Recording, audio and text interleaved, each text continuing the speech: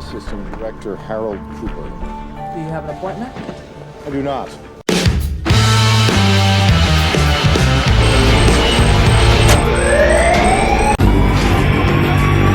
Oh, we'll see about that. Swagger down the street with your red lips and funky beat. You better hold your head up to the sky. We are dying. In a chilling sequence, a man meticulously prepares a motel room for a sinister task, concealing his true identity behind a disguise.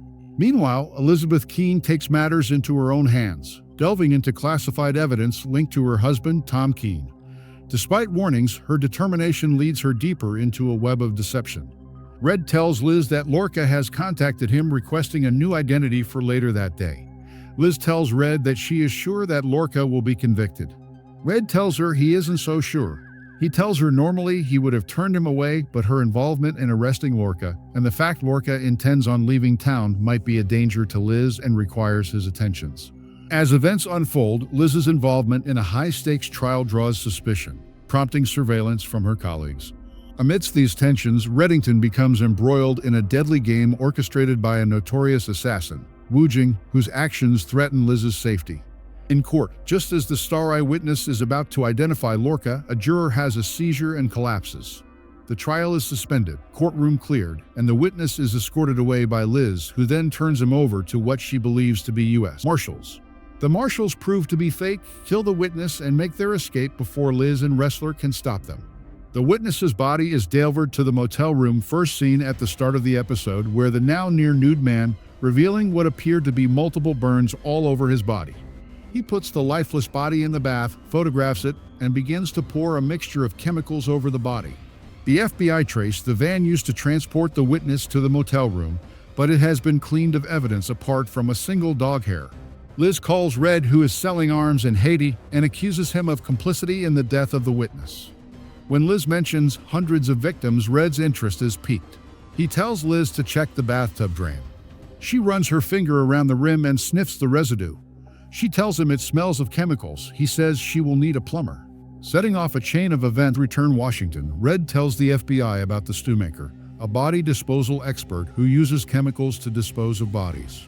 The Stewmaker is responsible for concealing hundreds of murders and is a trophy collector. The transfer of Lorca to the Department of Homeland Security is ambushed when an RPG is fired at the transport team vehicle and Liz is knocked to the ground and quickly black-bagged by unknown parties in Lorca's employ, setting off a chain of events that culminate in Liz's abduction. With the FBI in pursuit, Reddington races against time to unravel the mystery, leading to a confrontation with a ruthless adversary.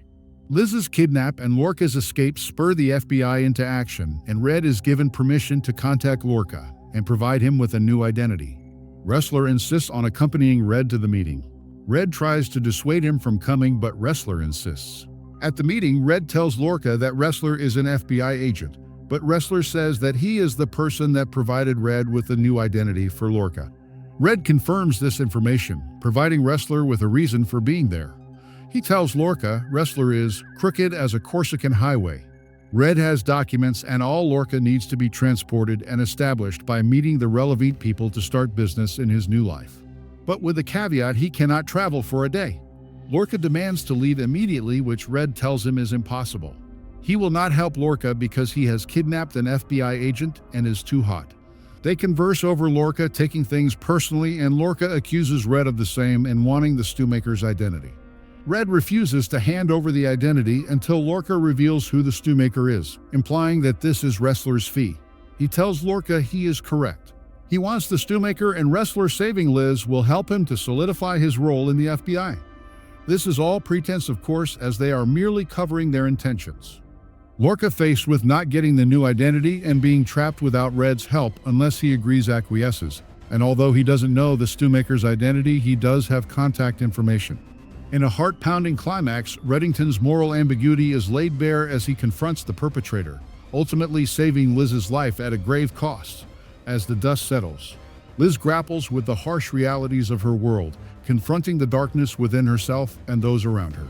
Liz tells Red that Cornish doesn't need to die, and Red considers the possibility of change, briefly only to, in the end, grab the sitting man by the ankles, tipping him backward into the now bubbling tub of chemicals.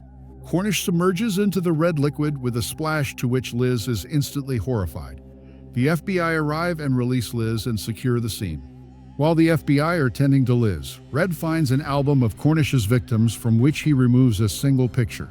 As Liz is being loaded onto an ambulance, he sets the thick album of victims inside the vehicle. He tells her many mysteries of missing and dead people's murders will be solved with the album. She calls Red a monster. He agrees. She asks how he justifies himself. Red replies, by saving your life. When Liz returns home, Tom tells her that he has booked a 3-day break at the place they went to in June last year. When Liz checks the flyer, she realizes that the adjoining restaurant to the hotel is named the Angel Station Hotel. Amidst the chaos, a glimmer of hope emerges as Liz uncovers a clue that may hold the key to unraveling the mysteries of her past. Yet, with danger lurking at every turn, she is forced to confront the chilling truth about those closest to her, leaving her to question everything she thought she knew. When you love someone, you have no control. You've killed 3 people. I'm not perfect. I love hats. Tom King, I've been looking everywhere for you. Please say any negative thoughts. I pop off when I hear people say I cannot. I get proving everyone wrong. I won't stop to the top, so you better back off and get lost. I'ma stay. Understand Zamani was only the first. First what? Name on the list. What list? Let's call it the Blacklist.